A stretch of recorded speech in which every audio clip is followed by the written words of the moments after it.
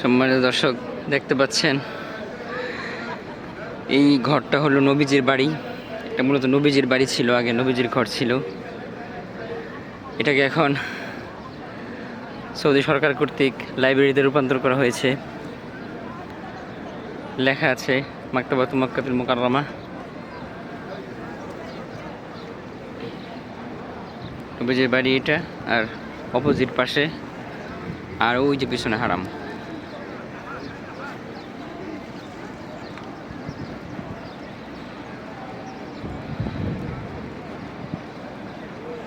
বলতে গেলে এই জায়গাটুকু, এই সমস্ত জায়গায় নবীজির কদম মুবারক পড়েছে। এই জায়গাটুকুর মধ্যে নবীজির লম্বা সময় কেটেছে, দেখতে পাচ্ছেন। বাড়ির আঙ্গিনা, বরকতপূর্ণ জায়গা।